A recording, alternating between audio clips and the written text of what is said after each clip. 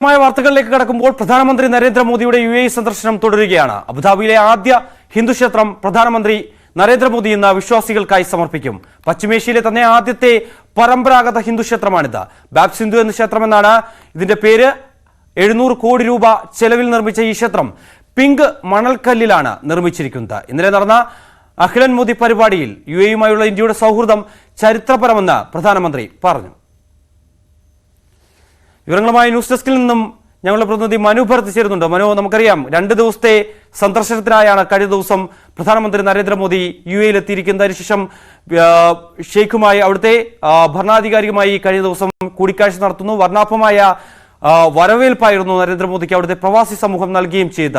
എന്തൊക്കെ കാര്യങ്ങളാണ് അതിനുശേഷം ഇവരെ ഈ പ്രവാസികളെ അഭിസംബോധന ചെയ്തുകൊണ്ട് അദ്ദേഹം പറയുകയും ചെയ്തു? ഒപ്പം തന്നെ നമുക്കറിയാം വളരെ ഊഷ്മളമായ വരവേൽപ്പ് നൽകുന്നതിന് അദ്ദേഹം നന്ദി പറയുകയും ചെയ്തു. കൂടാതെ അദ്ദേഹത്തെ ബ്രദർ എന്ന രീതിയിൽ അഭിസംബോധന ചെയ്തുകൊണ്ടായിരുന്നു അദ്ദേഹം ഈ കൂടിക്കാഴ്ചയ്ക്ക് തുടക്കം കുറിക്കുകയും ചെയ്തത്. അത്തരത്തിൽ വളരെ വലിയ രീതിയിൽ ഇന്ത്യ UAE സൗഹൃദം മാറുന്നു എന്നുള്ളതിൻ്റെ ഒരു തെളിവ് കൂടിയല്ലേ അത്? മിഥുൻ, ഇന്നലെ പ്രധാനമന്ത്രി UAEയിലെത്തിയ നിമിഷം മുതൽ ഇന്ത്യയെ സംബന്ധിച്ചിടത്തോളം ഏറ്റവും നിർണായകമായ സമയമാണ് ഇപ്പോഴുള്ളത്. ഇന്ന് UAE സന്ദർശനവും ഖത്തർ സന്ദർശനം നാളെയും കഴിയുമ്പോൾ ഇന്ത്യ മിഡിൽ ഈസ്റ്റ് ബന്ധം വലിയ തോതിൽ കൂടുതൽ ദൃഢമാകും എന്ന ഉറപ്പാണ് നമുക്ക് ലഭിക്കുന്നത്. ഇന്നലെ അൽഹാൻ മോദി എന്ന പരിപാടിയിൽ ഇന്ത്യൻ പ്രവാസി ലോകത്തെയും അതുപോലെ UAEയിലെ പൗരന്മാരുമൊക്കെ ഉൾപ്പെടുന്ന വലിയ ജനക്കൂട്ടത്തെയാണ് പ്രധാനമന്ത്രി നരേന്ദ്രമോദി അവിടെ അഭിസംബോധന ചെയ്തത്. ആദ്യം ഇന്നലെ അവിടെ എത്തിയ പ്രധാനമന്ത്രിയെ UAE പ്രസിഡന്റ് തന്നെ വിമാനത്താവളത്തിലെത്തി സ്വാഗതം ചെയ്യുന്ന ഒരു കാഴ്ച നമുക്ക് കാണാൻ കഴിഞ്ഞു.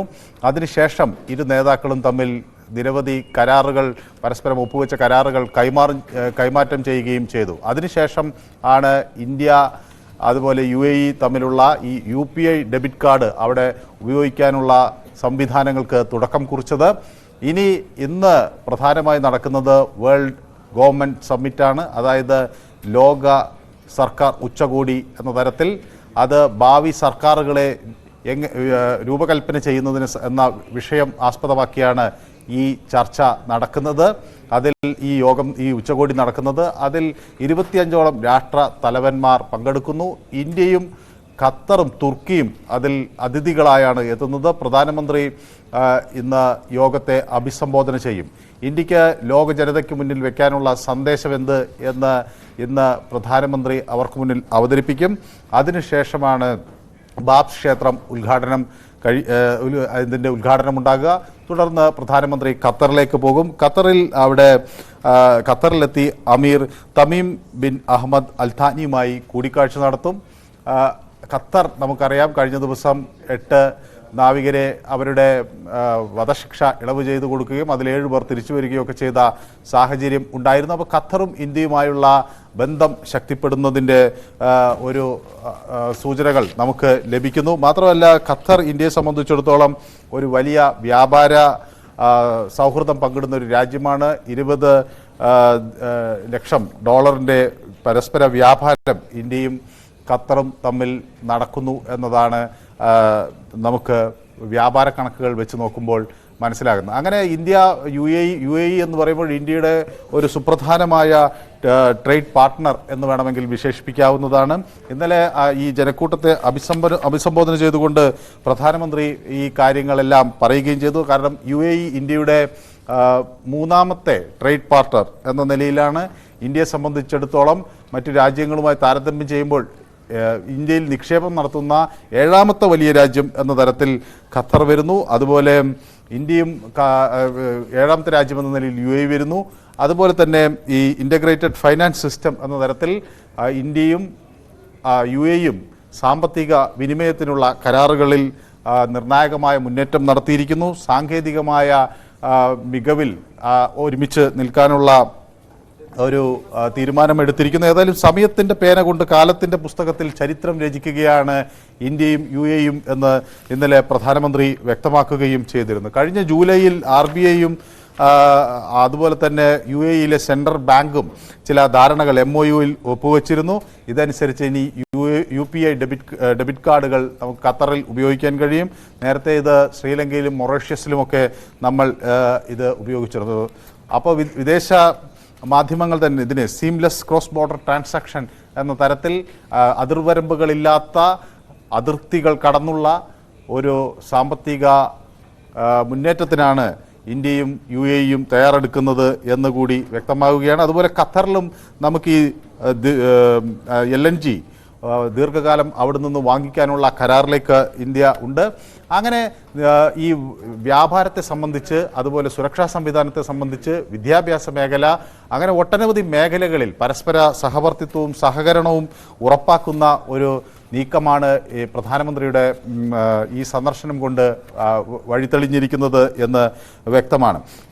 മാത്രമല്ല, ഈ മിഥുൻ നേരത്തെ സൂചിപ്പിച്ചതുപോലെ പ്രധാനമന്ത്രി അവിടുത്തെ പ്രസിഡന്റിനെ ഹിസ് ഹൈനസ് എന്നാണ് UAE പ്രസിഡന്റിനെ അഭിസംബോധന ചെയ്തത്, ഈ ബ്രദർ എന്നാണ് അഭിസംബോധന ചെയ്തത്. സാധാരണ ഈ Sheikh Mohammed bin Zayed al നഹ്യാനെ ഹിസ് ഹൈനസ് എന്ന മറ്റു രാഷ്ട്രത്തലവന്മാർ അഭിസംബോധന ചെയ്യുന്ന രീതിയിൽ നിന്ന് വ്യത്യസ്തമായി സഹോദരൻ എന്ന് വിളിക്കുന്നു. ആ ഒരു അടുപ്പം അദ്ദേഹം കാണിക്കുന്നു. മാത്രവുമല്ല, ഈ വൈബ്രന്റ് ഗുജറാത്ത് ഉച്ചകോടിക്ക് അദ്ദേഹം വന്നതിനെക്കുറിച്ച് പ്രധാനമന്ത്രി പറയുകയും ചെയ്തു. അങ്ങനെ കഴിഞ്ഞ കുറച്ച് കാലങ്ങൾ കൊണ്ട് ഒട്ടനവധി കൂടിക്കാഴ്ചകൾ നടത്താൻ പ്രധാനമന്ത്രിക്ക് ഈ UAE പ്രസിഡന്റുമായി കൂടിക്കാഴ്ചകൾ നടത്താൻ കഴിഞ്ഞു. ഇത് ഒരു ദൃഢമായ ഒരു സൗഹൃദ ബന്ധത്തിൻ്റെ സൂചനയാണ് എന്ന് കൂടി പ്രധാനമന്ത്രി പറഞ്ഞു വയ്ക്കുന്നു. ഇനി മറ്റൊരു പ്രധാന കാര്യം, ഈ ബാബ് ക്ഷേത്രത്തിൻ്റെ ഉദ്ഘാടനം ആണ്. പ്രധാനമന്ത്രി അത് ഇന്ന് നിർവഹിക്കും. ബാബ് ക്ഷേത്രം നമുക്കറിയാം, ഈ ബോച്ച സൻവാസി ശ്രീ അക്ഷർ പുരുഷോത്തം സംസ്ഥയുടെ ഒരു ക്ഷേത്രമെന്ന നിലയിൽ ഒട്ടനവധി സവിശേഷതകൾ ഈ ക്ഷേത്രത്തിന് ഉണ്ട്. ഇന്ത്യയെ സംബന്ധിച്ചിടത്തോളം 27 ഏക്കറിൽ വ്യാപിച്ചു കിടക്കുന്ന ഇന്ത്യൻ സംസ്കാരം UAE-ക്ക് മധ്യേഷ്യയ്ക്കൊക്കെ നൽകുന്ന ഒരു ക്ഷേത്രം കൂടിയായിരിക്കും ഈ ബാബ്സ് മന്ദിർ എന്ന് വ്യക്തമാണ്. ഈ ബാബ്സ് മന്ദിറിൻ്റെ ഒരു പ്രധാന സവിശേഷത, അത് ഒരു മുസ്ലിം രാജാവ് നൽകിയ ഭൂമിയിൽ ഒരു ഹിന്ദു മന്ദിരം വരുന്നു. അതിൻ്റെ ലീഡ് ആർക്കിടെക്റ്റ് എന്നത് ഒരു കാത്തലിക് ക്രിസ്ത്യനാണ്. പ്രോജക്റ്റ് മാനേജർ ഒരു സിഖാണ്. അതുപോലെ തന്നെ അതിൻ്റെ ഫൗണ്ടേഷണൽ ഡിസൈൻ നിർവഹിച്ചിരിക്കുന്നത് ബുദ്ധമതത്തിൽപ്പെട്ട ഒരു വ്യക്തിയാണ്. അതിൻ്റെ കൺസ്ട്രക്ഷൻ കമ്പനി എന്നത് ഒരു പാഴ്സി ഗ്രൂപ്പാണ്. ഡയറക്ടർമാർ ജെയിൻ സംസ്കാരത്തിൽ ഉൾക്കൊള്ളുന്നവരാണ്. അങ്ങനെ ഇത് ഒരു ഹിന്ദു ക്ഷേത്രമെന്നതിനുപരി ഭാരതീയ ദർശനങ്ങളുടെ ഒരു സ്ഥിര കേന്ദ്ര മിഡിൽ ഈസ്റ്റിൽ എന്ന തരത്തിലായിരിക്കും ഈ ക്ഷേത്രം അറിയപ്പെടുക. മാത്രവുമല്ല, ഒട്ടനവധി നിർമ്മാണ സവിശേഷതകൾ കൂടി ഉണ്ട്.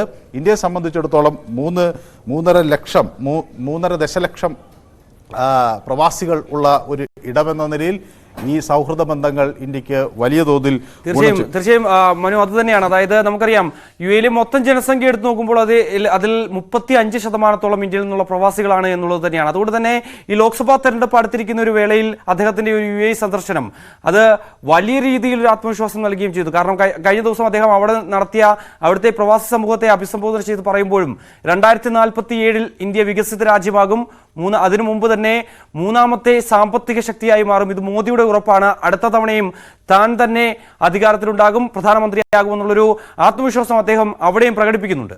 അതെ, മിഥുൻ സൂചിപ്പിച്ചത് വളരെ ശരിയാണ്. കാരണം ഇന്ത്യൻ പാർലമെന്റിൽ പ്രധാനമന്ത്രി ആദ്യം ഇത് നമ്മുടെ റെഡ് ഫോർട്ടിലാണ് പ്രധാനമന്ത്രി താൻ 3ാമതും മടങ്ങി വരും എന്ന തരത്തിലുള്ള ഒരു ആത്മവിശ്വാസം ഉൾക്കൊള്ളുന്നൊരു പ്രസംഗം കണ്ടത്. പിന്നീട് അത് പാർലമെന്റിൽ മോദി കാ ഗ്യാരണ്ടി എന്ന തരത്തിൽ അദ്ദേഹം പറഞ്ഞു.